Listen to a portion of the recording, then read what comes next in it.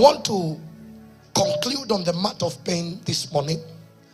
And I want to talk about inflicted pain. Inflicted pain. May the Lord give me the grace to teach today. I said there are 4 types of pains. 4 types. They could be more, but I tried to summarize them into 4. There is consequential pain. This is pain that you face because of actions that you have taken or undertaken. There are decisions that people make and they cost them. And you end up facing the consequences of your decisions. A good example is Abraham. He ends up in Egypt and comes with an Egyptian woman by the name of Hagar. And in the process, Abraham impregnates Hagar. And Abraham has to live with the consequences of Ishmael. The Lord does not abort the assignment per se, because God was there. God was watching when Abraham was going against the covenant. God never interfered with that matter. And when Ishmael was born, God never killed Ishmael. And in consequential pain, we suffer decisions we have made, and some of these decisions remain with us. The Lord can forgive you, but some of the consequences will still be with you. Is someone hearing me? So that is consequential. We also checked on situational pain. Life has many events, and things happen in life. Some are beyond our control. One man said, Lord, give me the power to know what I can change, but give me the wisdom to accept what I cannot change. There are things that are in the radius of your control, but there are matters that are beyond your ability of control. And situations in life happen, and some cripple us, some take us off, some take us back to foundation zero. And when we look back, we know we didn't have any power over these situations. But today I want to look at another kind of pain that is called inflicted pain. Life has prepared men for success. There are many books written on how to be successful. There are many literatures written on how to make it in life. There are many videos that have been produced on how to conquer life. But very few people have been made to understand that pain is a part of life. As long as you are breathing and living, you will go through pain. In fact, as we are here, you are either now in pain, out of pain, or going to pain. You are in either of that. It is a part of life. And very few people have prepared us for pain. And that is why when pain comes upon people, they don't know how to behave. Because you see, you have been prepared on how to succeed. You know how to behave. But no one prepared you about pain. The challenge of pain does not give notice on when it's coming. It is sudden. You just get in a hospital and you are told you have diabetes. 1 hour ago, you are very healthy. You just felt some pain, checked, and then you are told you have kidney problems, you have a heart issue, you have a condition, you need to change your diet, you need to change your life. And suddenly, pain checks in. And because no one told you it's a part of life, you don't know how to behave. Pain interferes with our emotions. And that's why when there is interference of emotion, our rationale is tampered with. What is rationale? It is the ability of judgments and making decisions from a place of soberness. Rationale is the ability to judge and make decisions from a place of soberness. And so when you enter pain and that ability of judgment and making decisions from a sober level is attacked, ideally decisions that are made are not from a judgmental and sober level. That's why when people go through pain, some of them become erratic and we don't understand them. And it becomes very hard to handle them because it's very emotional. Pain is like fuel. Pain can burn for either combustion or motion. What do I mean? When you have fuel in a car, that fuel burns and gives the car motion. But also pain can burn for distraction. There are events in life that made people to be serious with life. Painful events. A heartbreak, a betrayal, an accident, a medical condition that made you to be who you are. You picked yourself from that situation and said, never again. And you learned your bitter lessons. But there are people, one event in life burned everything that was living in them. That is the power of pain. There is a place where pain can give you motion. And there is a place where pain can give you distraction. Are we together? And so it depends now with the capacity of handling pain. Because people can face the same thing. And there are people who go through it and come out successful. But there are also people who die in the very thing. There are different ways that people respond to pain. Some people become numb. Some people hibernate. Some people divert their focus. Some people even begin to make money so that that money gives them some sense of value, sense of worth. And when the external elements are taken out, the makeup, the cars, the houses, you discover you are dealing with a very empty shell. Because they try to fix bleeding, not with a bandage, but they try to fix bleeding with a plastic. The blood will rupture it out. And so today I want to talk about inflicted pain. Inflicted pain is pain that comes from without. It's pain that comes from without. What do I mean? Inflicted pain is pain that comes from outside. But the challenge with inflicted pain, it is always caused by men we least expected. This is a pain that is caused by people we least expected. People that you trusted and entrusted your life with. This becomes the candidates of inflicting pain. Some of us were raised by stepmothers. And these are the people that were supposed to raise you in the time of your defeat. In the time when you didn't have money and independence was the time when you were tortured and subjected through so much. You are helpless, and the person that was meant to handle you mishandled you. It's inflicted pain.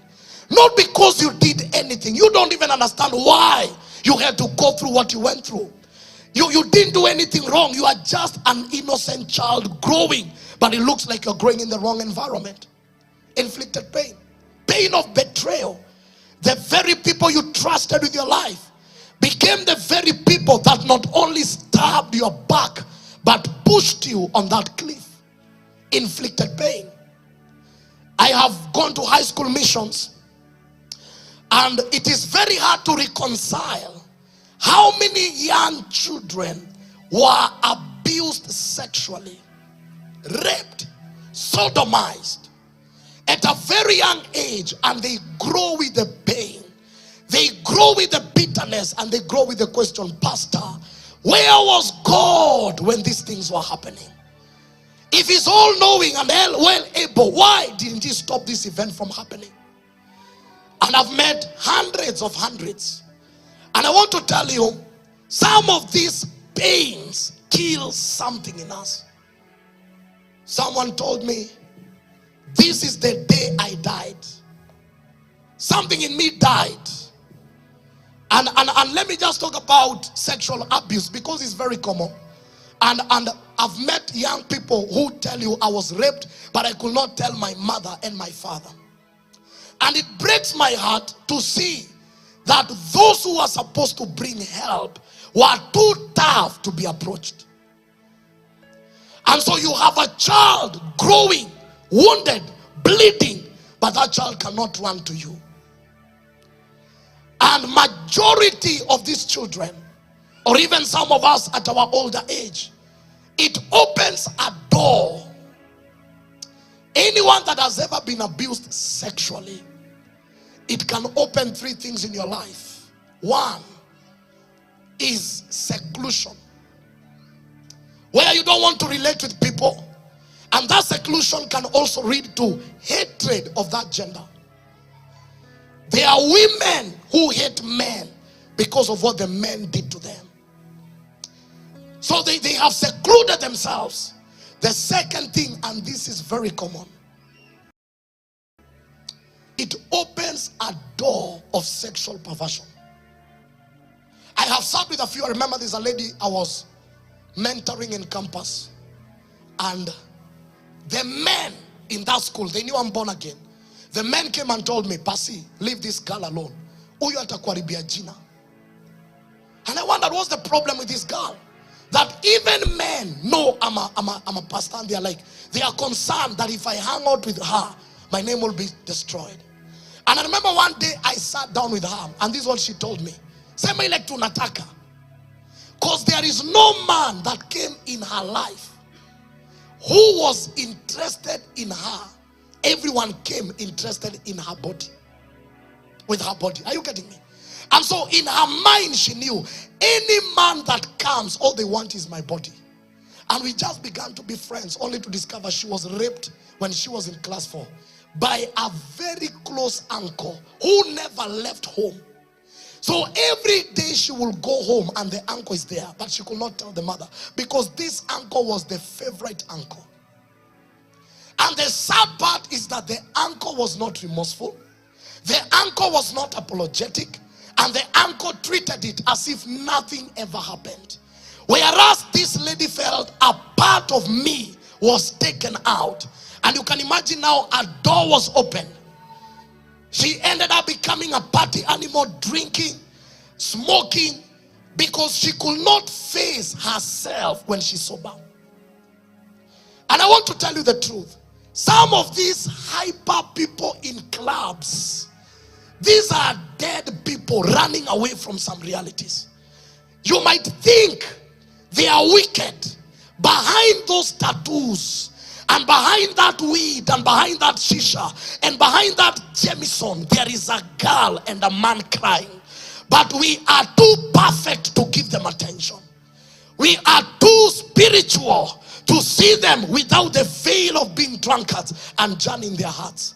And so they are comfortable running away from themselves. And sometimes they look for people. I remember I was talking to a girl and she was smoking weed. Na ananipiga na moshi ya bangi. Kiniambia, indo kitu nisaidia. And I asked her, what's the problem? She told me, Pastor, I lost my mother when I was 3. And the one that was supposed to raise me was my grandmother. And she died when I was 7. And so anytime I smoke this thing, I feel peace. Na akanipiga na moshi. I didn't judge her. Because I don't know what it means to lose 2 guardians in less than 10 years. I have not been that path. And I said pain attacks your rationale. So me who has never lost 2 parents in a gap of 10 years, I can stand and look at her and tell her, don't worry, listen, she may not understand me. And I realized, because after a while she began to cry. And this is what she said. And I discovered there has never been anyone that gave her audience to speak her heart. People that came asking her, ukona weed tuvute. People that came were asking her, kuna plot, twende tukunywe. But no one ever asked her, what are you going through? And so they drown in this kind of lifestyle because we are too perfect to embrace alcoholics. We are too perfect to embrace our brothers and sisters that are going through chaos. And so they are waiting to heal so that they can join you in your perfect walk. So they rather die and fight for themselves because we became too perfect for them. Inflicted pain. It affects how people grow. Some of us, our identities, it's not the original one. Something happened on the path of life, and your identity was attacked. Your attitude, how you view life, was 100% attacked. Why? Something happened that tampered with you. I've met people that were raised by abusive mothers. I've met people that were raised by stepmothers. And you deal with them, you can sense rejection from the first statement. Because they grew in an environment where the only word they kept on hearing is, you are not worthy, you don't deserve. You are not worthy, you don't deserve. By the time they grow, no one ever celebrated them. No one ever clapped for them. No one ever cheered them. And their nature and identity was affected. That's why I tell people, please, before you marry, get to know who you're marrying. Because if you get a wife that was raised by a stepmother, listen, you have to be a father and you have to be a husband. Because this wife does not know what it means to be loved. You might do everything and she will never appreciate. Why? No one ever taught her that you're important. So you need grace. There are marriages that break not because God was not there, because you never did enough research to understand, who did I marry? And listen, nobody marries a perfect vessel. We are all broken vessels. Hallelujah. And so everyone has a history. Some of us, by the grace of God, we've not gone through some stuff. But some of us, you know that you know. I met a lady who was divorced. And not only was she divorced, the husband had infected her with HIV. So she was faithful in marriage. A man walks out, jumps out, gives her 3 children, and abandons her. And the man had the money to go through medication. And she came and asked me, Pastor, who is this God? Where was he? I was faithful. I was an intercessor. Why are these things happening?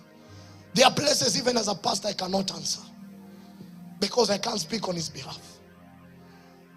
But in my own understanding, I've come to appreciate one thing. Inflicted pain is always released upon men that have great destinies. I have studied that pattern over life and scripture. It is like an arrow of death to take you out before your time. Please let me say this. We don't die when we are buried. And we don't die when we stop breathing. We die when we stop living. Living is not connected to breath. Living is connected to visions, ambitions, and dreams. Are you getting me? And we don't die the day we get in a casket. You can die at 18 and get buried at 80. You can die at 16 and get buried at 70. Because when ambitions, dreams, visions live your life, you are no longer living. You are just in the earth. There's a statistics existing. And the majority of the people that go through inflicted pain become victims at a very young age. Allow me to say this. It is easy for a destiny to be detected. Jesus, by the time he was being born, Herod rose and wanted to excommunicate Jesus, because that destiny had been detected, that this is a great destiny. By the time Moses was being born, there was already the sword of Pharaoh killing children. Why? Destiny can be detected.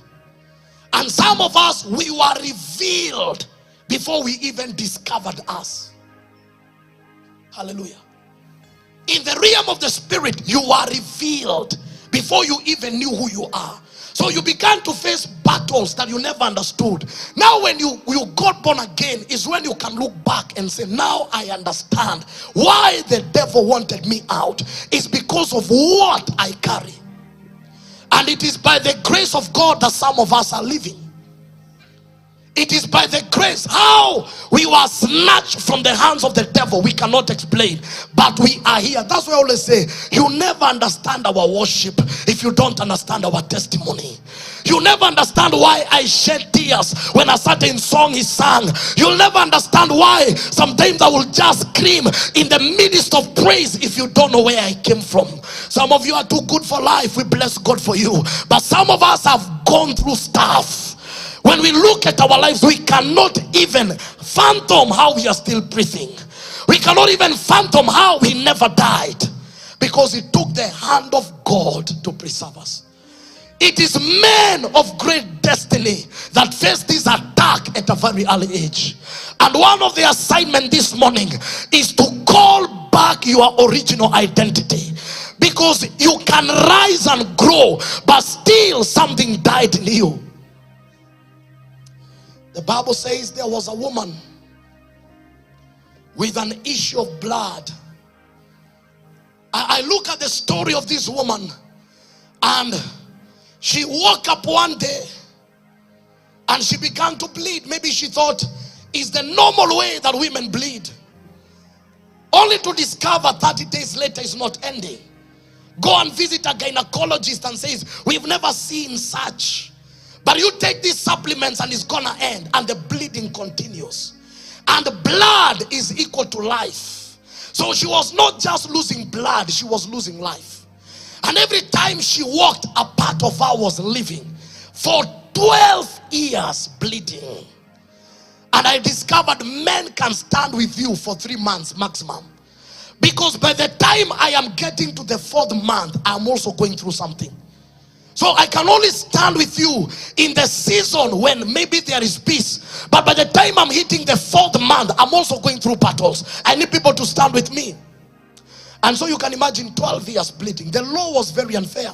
Such a person, a woman that was bleeding, could not go to the synagogue, neither go to the temple. She could not even sleep with her husband on the same bed, could not interact with her children. The Bible says she spent her fortunes trying to find the best doctors. And nothing happened. So she has lost economically, socially, spiritually, and now psychologically you are damaged, because the best way to kill a man is seclude them. The reason why we have jails, it is one of the most powerful tortures. High-level criminals are always put on seclusion. There is a remand, and there is a place where people are taken, and the only place they see the sun maybe for 2 hours. You go to committee, you'll be told these are high-level criminals. These ones you can't enter. They are given food through a channel, and then they are taken out to bath for 1 hour daily. It is the highest level of torture, separating men. When you live alone, psychologically you begin to collapse. So this woman for 12 years, she's alone. But the Bible says that there was another girl that was born 12 years ago. And Jesus is coming to heal the girl. And on the way, Jesus meets the woman. I want you to see this story prophetically, not from the narrative. There is a sick girl and there is a sick woman, a bleeding woman. Because in every man there is a boy. In every girl there is a woman. It is, I can attack the girl and that will affect the woman you become. I can attack the boy and it will affect the man you become. So there is a battle that was initiated to attack the boy before he became the man. So by the time you stand as a man, you are messed up because the boy died. By the time you become a woman, you are messed up because the girl is sick and died. And that's why the Lord must heal the woman first. He's not going to heal the woman, but the woman intercepts, and the Lord deals with the woman. And the flow of blood stops. And then news come, the girl is dead. I don't know if you're seeing this dual connection. You can have a saved believer but dead. They are healed, but they died. They are praying, but they died. And the Lord is interested also with the life of the girl. That's why I believe today the Lord will go back to heal the boy and heal the mother. The two of you must be healed. Is someone hearing me? We cannot survive to live. There are people breathing but dead inside. Salvation saved one level, but there is still a part of you that needs God. Inflicted, attacked, betrayed. From very people you expected support, but they became the very people that betrayed you.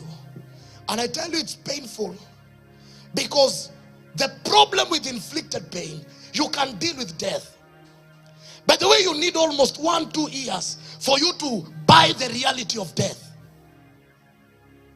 It is always painful when we lose a loved one and we don't know how to behave. But with time, because of absence, we heal. But inflicted pain, every time you're about to heal, you meet with the perpetrator. And that's why there are people, as the wound begins to heal, you meet with the very person that caused the wound. They are not apologetic, they are not remorseful, and they don't care. And it feels like the wound has been opened afresh.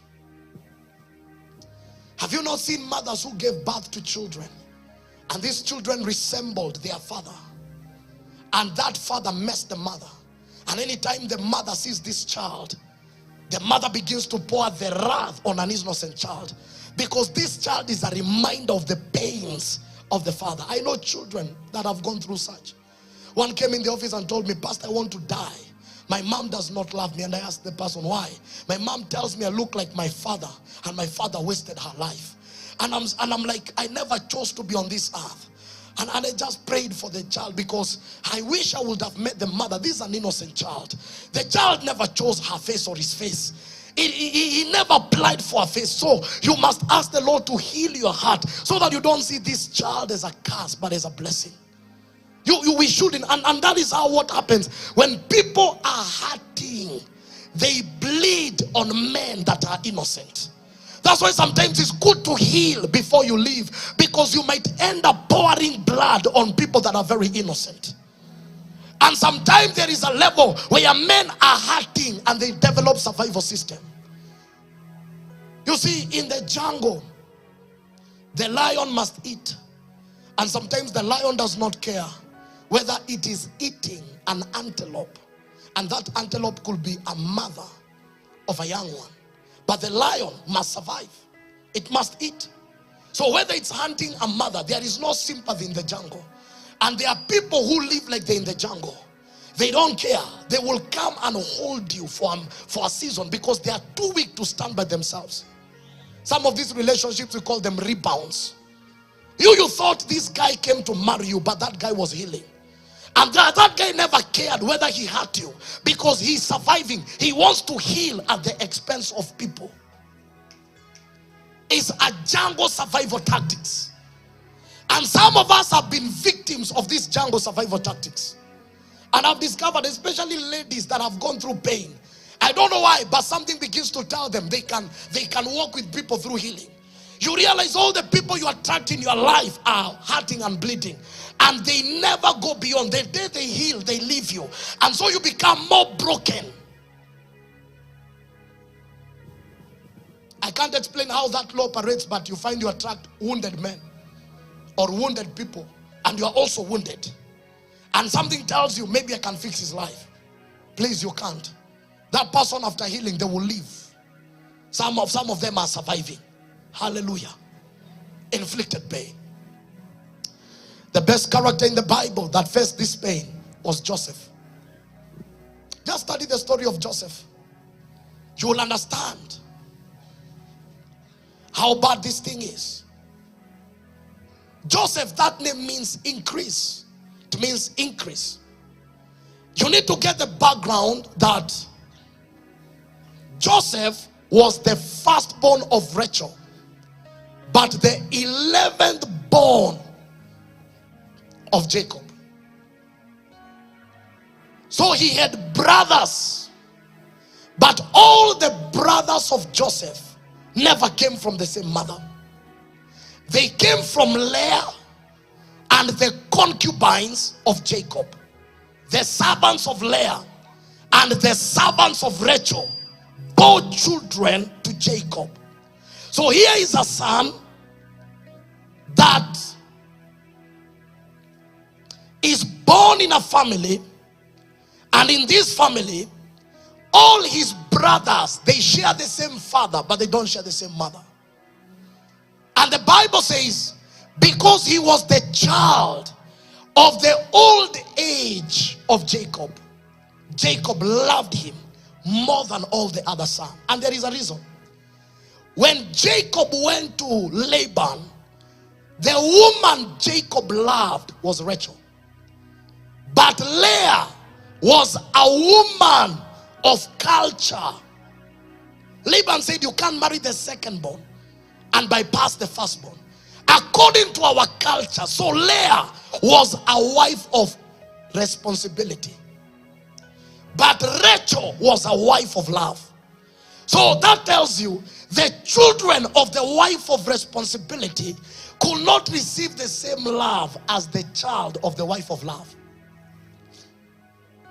Is someone hearing me? This was a wife. He married Leah out of obligation. Can we have church? There are people that settled in marriage because they impregnated a girl. Now, if nothing happens in that marriage, you got married out of obligation.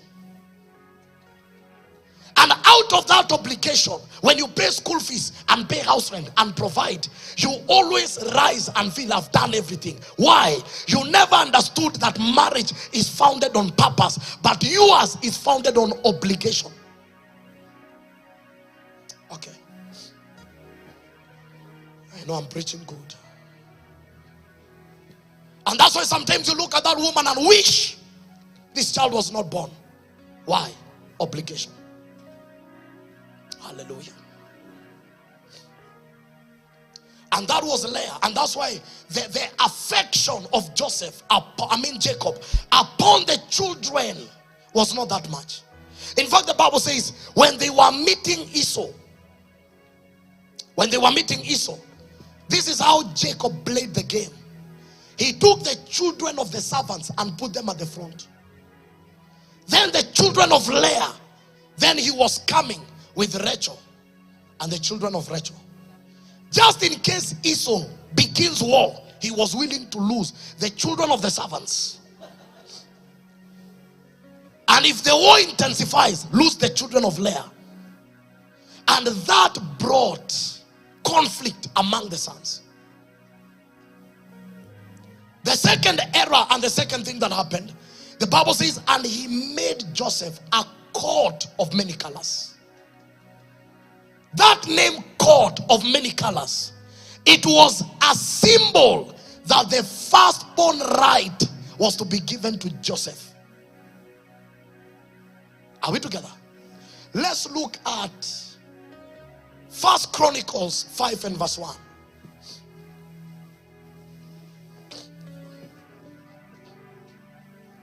First Chronicles 5 and verse 1.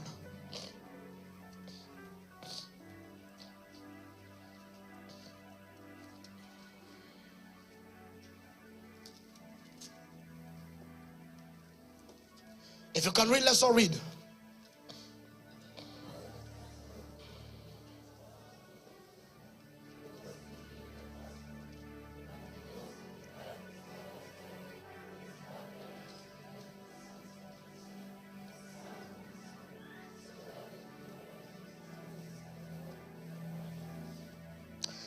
Now the sons of Reuben, the firstborn of Israel, he was indeed the firstborn, but because he defiled, Reuben slept with one of the concubines of his father. Because he defiled his father's bed, his birthright was given to the sons of Joseph. Let me explain, because biblically, you will discover that there was a distortion of patterns when Abraham messed up. Follow keenly. Abraham sleeps with Hagar and begets Ishmael. But later, he gets Isaac. According to natural birth, Ishmael was the firstborn of Abraham. And Ishmael missed the firstborn blessing. So a door is open in this family where firstborns miss the blessing. And Isaac gets twins, Esau and Jacob.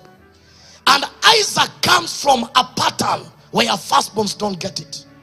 And so Esau misses, Jacob gets. Now Jacob is under a certain pattern. The firstborn of Jacob was Reuben according to the flesh. But because there is a dominating pattern, Reuben misses. And Joseph and the sons partake of the firstborn. So he makes a coat of many colors, a covering, a symbol that this is the one who shall take over. Look at Genesis 37 from verse 18.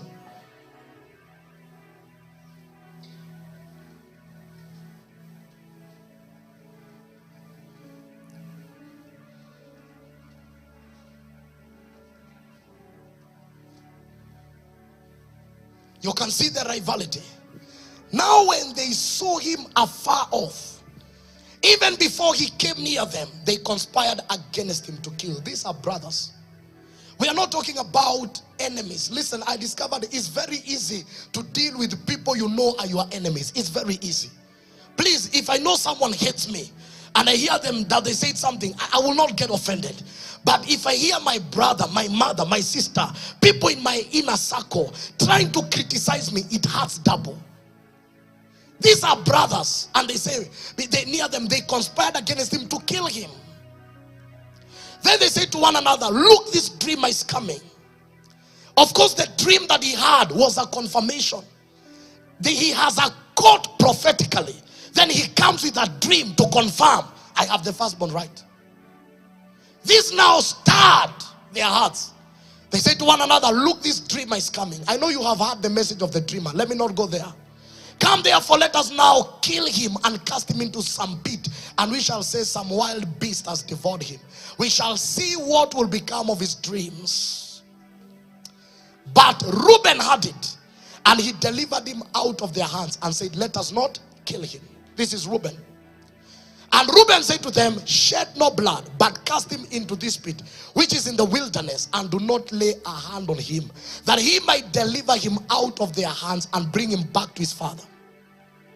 So it came to pass when Joseph had come to his brothers that they stripped Joseph of the tunic of many colors that was on him. What were they trying to do? They were taking out the cover. That which the father had given. That is the first thing they attacked, the cover. They never loved how the father loved the son. And so they had to deal with that symbol. And they took it out. Of many colors that was on him. Then they took him and cast him into a pit. And the pit was empty. There was no water in it. It's by preservation. This was in the desert. So there was no water. Otherwise, shedding blood and casting him in the pit is the same. We just want the guy to die. But we don't want to kill him. Let him die in the pit. Because he can't get out by himself. Look at the next one. And they sat down to eat a meal. Then they lifted their eyes and looked. And there was a company of Ishmaelites coming from Gilead with their camels, bearing spices, balms, and myrrh on their way to carry them down to Egypt. So Judah said to his brother, what profit is there if we kill our brother and conceal his blood? So the only thing they wanted is not to cut his head or that. But where they had taken him, it was death. And guess what? It was Reuben that snatched him. And they conspired, 10 of them, ready to take out one man. You can see this war. So he was taken out. Look at 27. Come and let us sell him to the Ishmaelites, and let not our hand be upon him. For he is our brother and our flesh. And his brothers listened. Now let's go slowly. Let's go slowly.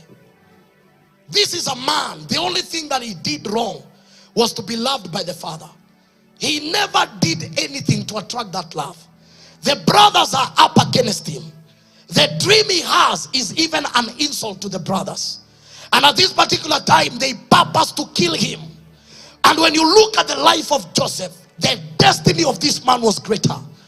Because fast forward, he became a prime minister in Egypt. and he became the deliverer of his own family in Egypt. The destiny of Jacob and the family of Jacob was tied to the life of Joseph. So you are not just looking at a man, you are looking at a system of deliverance. And the devil does not need to kill Jacob.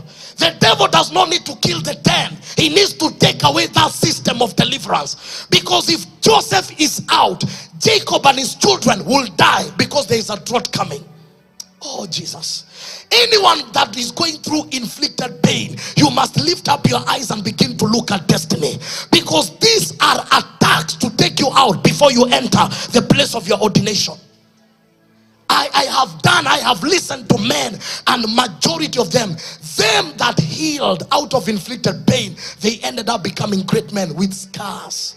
A lady founded one of the leading NGOs that fights for young girls' rights, and the reason why she bad that thing, she was raped when she was 3 years. That pain conceived a vision. Whatever the devil was trying to kill was the lawyer in her. But that law found relevance in the battles that she fought. And she said, not any girl shall go what I went through. I am ready to give my legal counsel for free so that they can get justice. There are things that are birthed when men are going through pain. And so these men are hating the brother. No reason, nothing. And they conspire to kill him. I don't know what Joseph was feeling or thinking. You can imagine how bad it is that you come, you are the small brother, and they grab you and they strip you naked, and you hear them discussing. They are not having a meeting outside. You are there. They are saying, no, let's not kill him. These are your brothers talking in your presence. And Reuben says, let that blood not be upon us. And then one of the brothers says, let's cast him in that pit. This is a well deep enough to reach where water is. And I don't know, there was no ladder. They must have thrown him. So maybe even when he landed, he had injuries all over. He's sitting in this well thinking it is over for me. What wrong did I do? What wrong did I do? And I discovered many people that go through inflicted pain, the first thing you'll ever face in your life is a bit of dryness. Some have thrown themselves there. Some were thrown there. And that is a place where we don't kill you. You die. No supply. Nothing. You die. This man was there. I don't know what he was thinking, but I know it was painful. And then they say, now listen, the Ishmaelites are coming. You can begin to see the hand of God in all this. Who is Ishmael? Ishmael was the mistake of Abraham. The Ishmaelites were the seed of Ishmael. The mistake of Abraham was coming, carrying spices, going to Egypt. And still the Lord found value in the mistakes of Abraham. Because even the mistake of the brothers will also find value one day. He's using a mistake to fix a mistake. And one day this mistake will also find value. Ishmael are coming. They take the young boy out and they buy him as a slave. And that boy shows up. The nature of a prince is still in him. Those days, slaves were sold in the market. So it is not a coincidence that he stands in the market and Potiphar, a man of rank, bypasses all the slaves and says, I want this one. Because destiny was in that young boy. Is someone hearing me? Listen, they can break our hearts, but they can never break what we carry. They can press us down. They can do whatever they want to do, but there is something of God in us. That is why you must arise in this service and begin to see the future. Refuse to see the pit. Begin to see the future. That's why when he showed up, that thing began to manifest. Destiny was still saying, you are a prime minister in the chains of a slave. What you didn't know is that this mistake also will count. The same way the mistake of Abraham counted, the mistakes of your brothers will count. And the man is taken to Potiphar's house. And in Potiphar's house, listen, when men are wounded, they become vulnerable. There are people who do things not because they want, because when they were hurt by the very people they loved, vulnerability opened. And in the house of Potiphar, there is a test on sexual vulnerability. You have grown in an area where people made you believe you are not worthy. Then a woman shows up and begins to say, you look handsome. What a place. Your own brothers made you believe you are nobody. And the wife of a senior government official. And in Egypt, government officials never married ugly women. It was not in their order. So this, you can, a beautiful woman telling you you are handsome. And remember, you are broken, you are wounded, rejected by family, sold as a slave. You owe no one accountability. You can mess up if you want. And there is a test of vulnerability. Majority of the people that go through inflicted pain, they have gone through the test of vulnerability. Hey, I know one who almost became a second wife. Because when the stepmother was torturing her, the father was quiet. The father never said anything. The father was just saying, Vumilia. And the girl became bitter and said, how can my father tell me this? So all her life she was looking for a father. And she never dated people of her age. Why? The father failed, and so she was looking for a father. And she found a father who had a wife, and she never cared. She was ready. Because in that man was a father. Vulnerability. There are people in chaos, not because they want. Because of pain, they became vulnerable. I'm trying to teach the church to take away the judgment mindset. Are you getting me?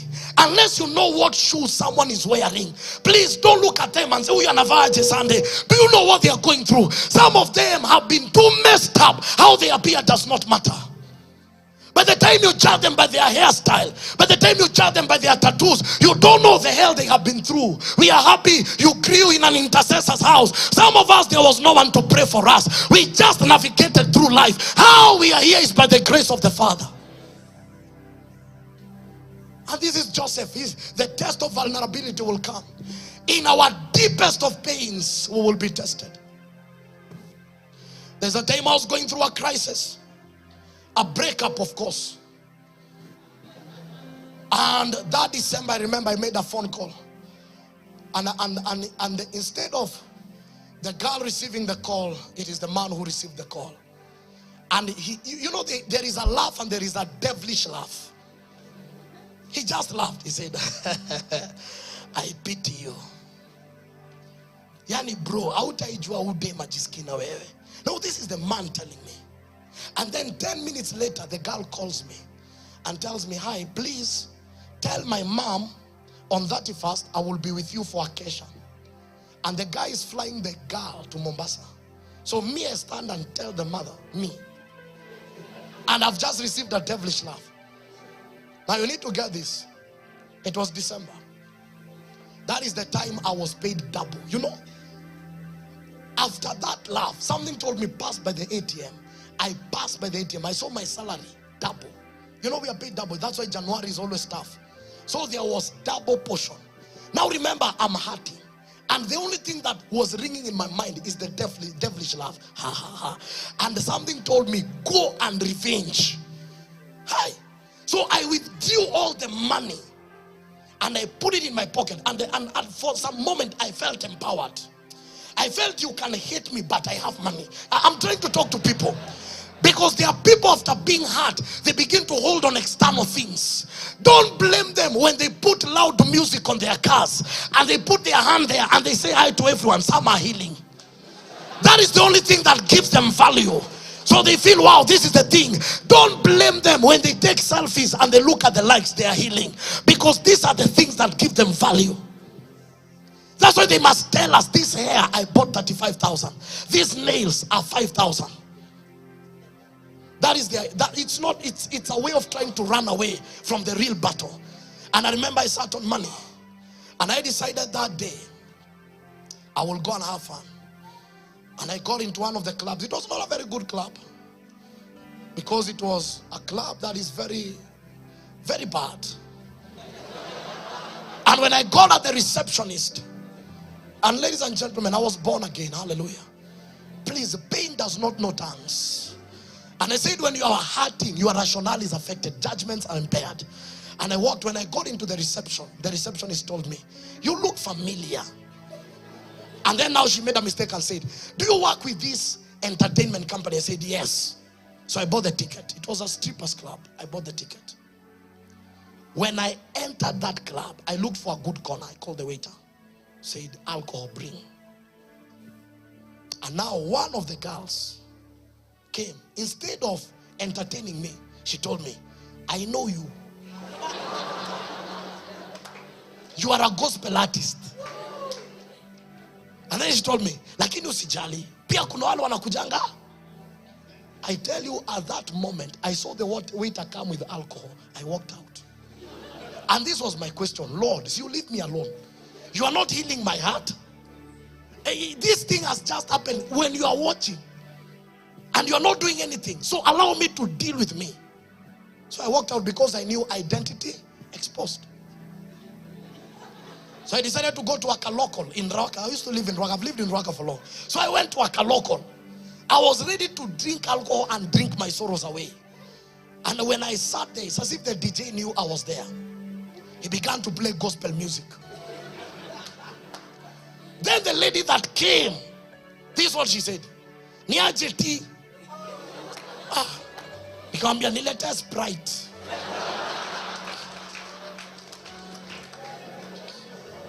So now it was me with the Lord. It is called the battle of vulnerability. And sometimes we want to do things to feel like we are hurting the people that hurt us. I met a guy, and he's a member of this church, a very good friend of mine. And one day maybe he might share his story. Because of rejection, and he got very good grades that was supposed to earn him a place in Starehe. He was even in the newspaper. You know those days of appearing in the newspaper? He was on the newspaper. And then the parents said, we have no money. And that thing killed him. You know that point of, why was I working hard? And he faced a lot of rejection. Then he got a tender to build Thika Road. He made money. And he used that money to go every day to shags to remind them, I am somebody. But deep down, he was dying. I know I'm talking to real people. There are external things that give us value. One day they will be shaken. There is a vulnerability that comes. And this is what I came, when I went home, this is what the Lord told me. When you go and sleep with anyone because you are revenging, is it the girl's body on that bed or your body? I said, my body. If you get an infection in the process of revenging, is it the girl who will get infected or you? I said, me. The Lord now told me, stop foolishness. Take care of yourself. You can't use your body to revenge because someone has used her body for another function. Pastor, was it easy? I never healed overnight. I used to watch movies and all of them were about love and marriage. All of them. Even movies, you know, sometimes unatafuta movie na jambia hii ni ya kijeshi. Hii haiwezi kuwa na love, hii ni vita. Then one soldier falls in love with another soldier and you look for another one. You say, kwani vitu zote tu za kunikumbusha? Hapana. Hallelujah. Tell your neighbor, inflicted pain. And this is Joseph. He's tested on the place of vulnerability. And you will be tested on that area. When we are hurting, we become vulnerable. It's a fact of life. And after this, the man stands. He conquers the battle of vulnerability. The next thing, he's accused falsely that he wanted to rape the wife of a senior government officer. Remember, in this journey, number one, he left the garment of many colors. That was the covering of the firstborn, right? And after that covering, he's in a pit. The second time, he is in Potiphar's house. And they give him another covering. They are called the garments of a slave. And the only thing he left in the house of Potiphar was that garment. That covering of slavery ended when he conquered the battle of vulnerability. That is what left when he ran. And now he's in prison. I want to look at this life. He's in prison for abstaining. I don't know what prayer you'll make when you're there. This is a man who's qualified to say, I have a spirit of rejection. Wherever I go, I'm just rejected. And in prison, they give him the garment of a prisoner. And he's there. But one thing that never left him was favor. Because the seed in him needed favor to go to the next place. Is someone hearing me? And in prison, the Lord is still with him, but the Lord does not break the chains of jail. Okay, when you begin to understand God is a mystery. Because I will think when he stands, righteousness exalts a nation. When he says no to Potiphar, the next thing, doors are opening. The man is in jail. Did you not see a man who exposed some scandal in a university, and the next thing was fired? And we thought this guy should be promoted. No one. And I was told that guy is a believer. Someone told me, Uyu ameokoka.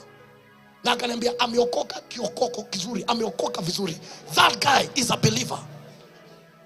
He lost his job because of standing with the truth. I don't know whether he got a job, but that truth he could not compromise. The man is in jail. He's there because of hatred of the brother, slavery. Now he has hatred from Potiphar's wife because he refused to be there. And in jail, the Lord begins now to intervene. Because whatever Joseph carried was not for just a family, it was for nations. And there supernaturally the chains are taken out. And guess what? He could not meet the king with the garments of the prisoner. The first thing they did was to shave him, prepare him, and give him garments that could face royalty. That was a prophetic picture of endorsement to his place of assignment. So he left the jail and received another garment. The first thing the king did before he even stood before him was to make sure that Joseph has a wife. Because how do I deal with a rapist? And I have daughters. He said, sir, I know you can interpret dreams, but the files of your arrest show you attempted to rape a very high-ranking person. So please, if the problem is sex, please get a wife first. That's how Joseph got an Egyptian wife.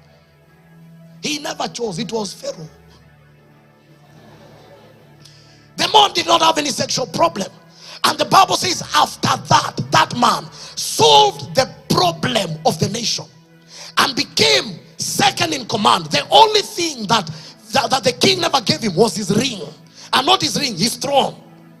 He gave him all power. When Joseph spoke, the nation had spoken. Later there was drought, no rain. The family of Joseph suffered. And the brothers came to look for grain in Egypt. And later we read that story. He became the contact of deliverance to his own family.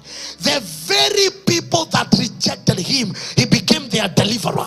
And he looked at them and he said, whatever the devil had purposed for evil, the Lord has turned it for my good. I discovered anyone going through inflicted pain, I may not tell you why and where God was, but I can tell you whatever the devil had purposed for evil will turn out for your good.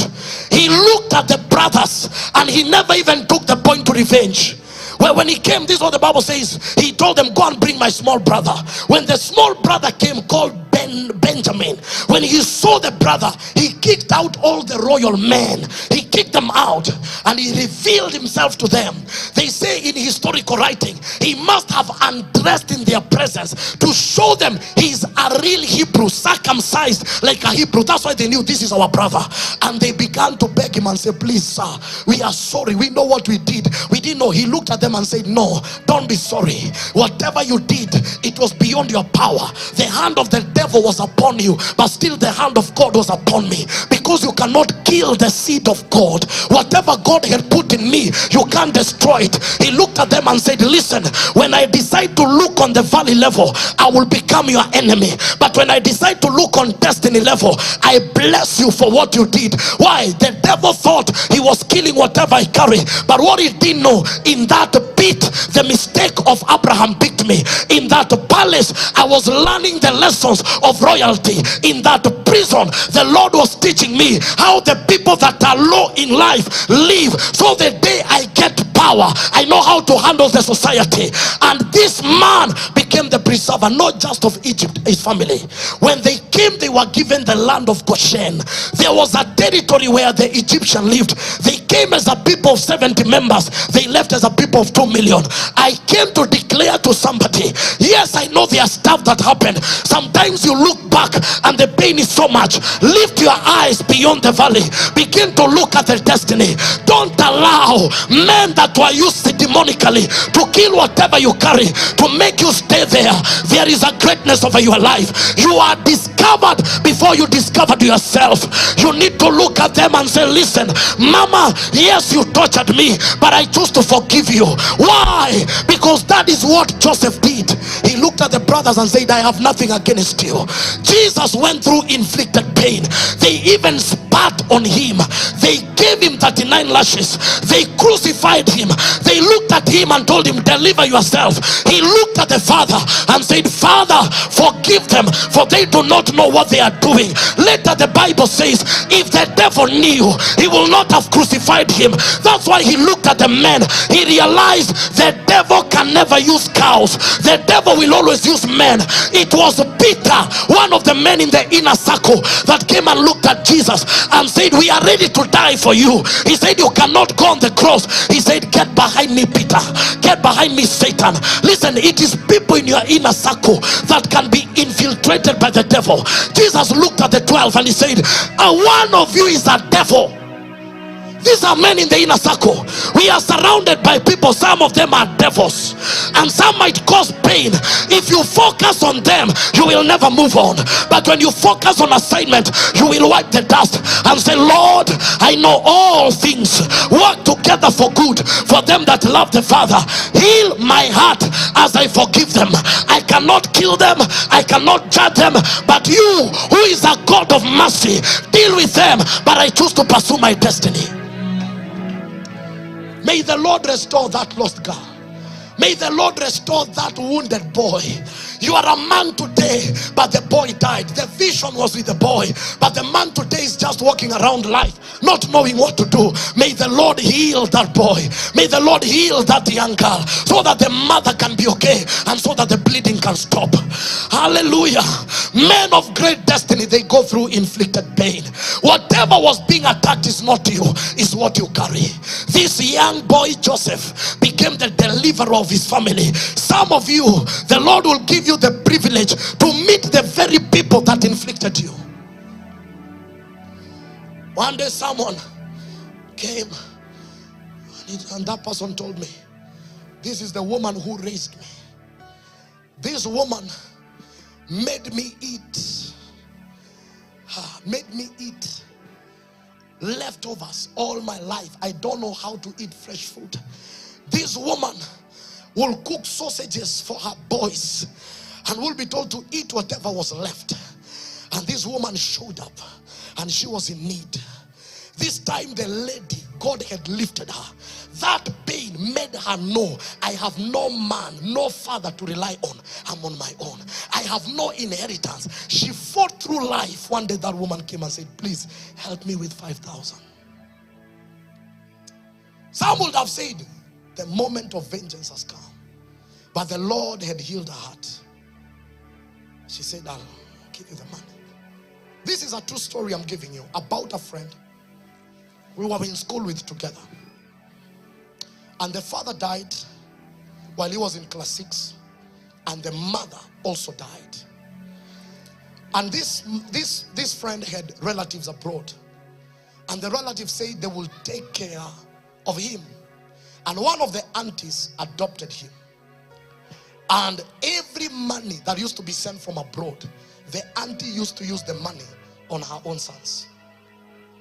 Clothes will be sent for this boy, and he never saw any. And he was translated at class 6 to become the one who milks the goats, make breakfast, wash the dishes, and walk to school, which was different from the cousins. When he ended up in high school, of course, he will become a drunkard. Smoked everything that could be smoked. Drank anything that could be drunk. He never performed very well. He got an opportunity to go to Mombasa Polytechnic, sponsored by the same auntie, and that was his escape. In Mombasa Polytechnic, he got an opportunity to become an intern at the United Nations. He had so much favor, and that's the time they were building the railway. And something just told him, take a loan and buy an excavator. And he bought one. That excavator made him so much money that he bought 3. That per month he used to make around 36 million. He even bought a property close to the governor's house. The auntie that tortured him became sick and he was diagnosed with cancer. And the auntie needed 7 million for quick operation in India. And he was included in that WhatsApp group. The same auntie that caused him tears. And guess what? He told the guys, shut the WhatsApp group. I'll take care of the bills. They say when you do good to them that tortured you, it's like placing coal of fire on their thighs. Revenge is not our mission. No, no, no, no. And that's why some of us, God cannot lift us, because our hearts, if money comes, it will be used for vengeance. We must be so much born again that we can look them straight in the eyes and tell them, I'm even willing to educate your children. Why? Because we reverse evil with good. We repay evil with good. So that in their hearts of hearts, they can know that indeed it was the devil working with them. And whatever you have cannot be compromised. May the Lord heal everyone that has gone through inflicted pain. May the Lord bring back to life anyone that died. A part of you died, and you know that you are just moving in the motions of life, but there is no vibrancy of vision. There is no vibrancy of purpose, no assignment. Today I want to declare, as Joseph was preserved, you will go through the pit, you will go through Potiphar, you will go through the prison, but above all you will not miss the palace. Any garment that is contrary to your destiny, let it begin to fall off your life right now in the mighty name of Jesus. The Bible says, I am the Lord, I am the Lord that healeth. Let the healing power of El Elyon, balm of Gilead, let the anointing penetrate in the hearts of men. Let every spirit of vengeance, let every bleeding come to an end. May you enter where Jesus entered and said, Father, forgive them, for they do not know what they are doing. May you enter where Joseph entered and said, whatever they had purposed for evil, the Lord has done it for my good. May that be your testimony. May you see the good in that which was ordained for evil, in the mighty name of Jesus. Listen, there is a place even psychiatrists cannot enter. It takes the anointing of Yahweh to enter and just take away that pain and that bitterness.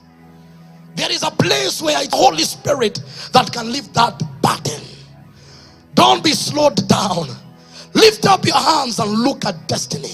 There is so much for you. You can't die where you are. Hallelujah. Just lift up your hands and say, Lord, every pain I have gone through, anything that crippled me down, any bitterness in my heart, any anger in my heart, Lord, uproot it at this hour. Take it out of my heart. Heal me and give me a new heart. In Jesus' name. Amen.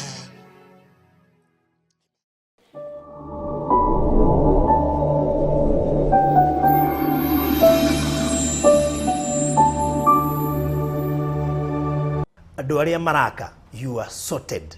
Kana wĩna Ikuru, kana wĩna Nyuki, kana wĩ Embu, kana wĩ kũrĩa Mũrang'a, kana wĩ Naivasha, we wĩ Kilifi, we wĩ Mandera, Isiolo, kũu wothe Garissa, Turukana, handũ hothe thĩinĩ wa Kenya, rĩu ũngĩbatara Teranzo na Tairo, tũgũcigũthora ũrĩ-inĩ ĩmwe.